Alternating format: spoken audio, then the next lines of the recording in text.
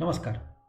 In this series of BSc IPF, we will be talking about a concept of recapitalization bonds, PSU bank recapitalization, which happens by the government, in which government infuses equity capital into the bank.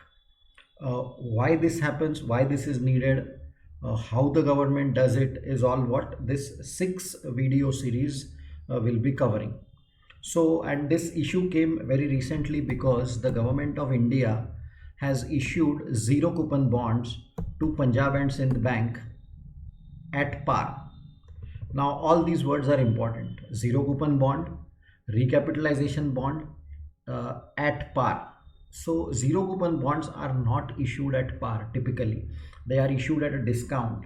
So, this entire thing has suddenly cropped up, and questions are being raised, especially RBI is slightly skeptical about this innovative accounting, and there may be some red flags. So we will, through these 6 videos, try to understand this concept in as simple language as possible. So let us first try to understand what is a recapitalization bond. Now, recapitalization bonds are dedicated bonds to be issued by the government for recapitalizing the trouble hit PSBs. So PSBs have got NPAs, and for that NPAs there are some Basel norms, or in simple terms there are some regulations that, see, banking is a high capital and high trust business.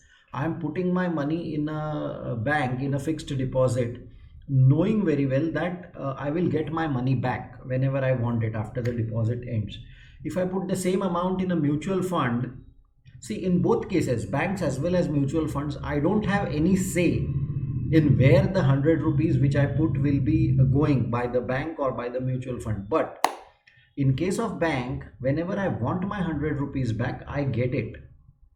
Whereas in case of a mutual funds, the NAV, the profits are mine, the losses are also mine. So there's a faith in the banking system that and risk averse people would want to go there.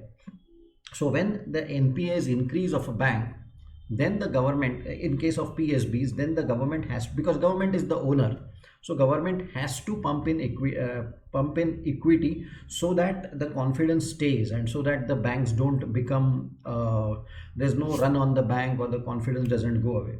Now, how will the government put in money? Government itself doesn't have it can always print notes, but that's like the last resort. No one does that under normal circumstances. So government pumps in money for specific purpose of recapitalization.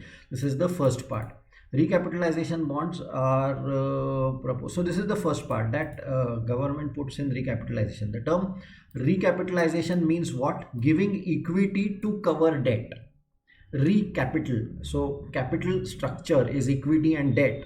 Now, if you have too high debt and less equity, remember in case of banks it's levered 1:10.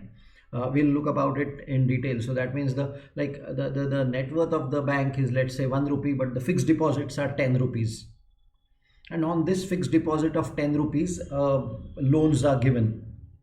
Now, if those loans start defaulting in a big way, then this 10 rupees which is leveraged deposits, they will come under problem, because as it is, it's 1:10, it's a huge leverage. So there has to be proper checks and balances in place. So therefore, to cover the debt of an entity, you have to put in equity. That is the first part.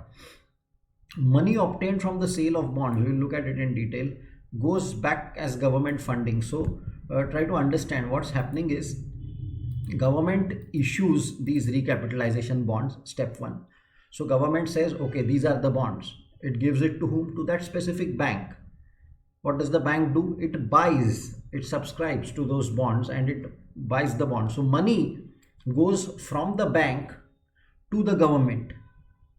And then step 2, government uses this money to again send it back in the bank as equity capital, because government is the owner of the bank. Now, why this circular movement of money happens, we will see in the next videos. But this is what is the broad concept of recapitalization bonds, to cover NPAs, maintain the ratios, and for future growth, obviously. This is what the government does. So series of 6 videos, small videos, brought to you by BSc IPF, allowed by SEBI. So in the comments, thank BSc IPF, thank SEBI. And this video series is in Hindi also, in Marathi also. Plus BSc IPF has made a 10 video series on what to learn from 2020, the year that was. So please watch those also to get an idea of what mistakes investors make and what mistakes we should not make when we are investing in 2021. So thank you very much for watching.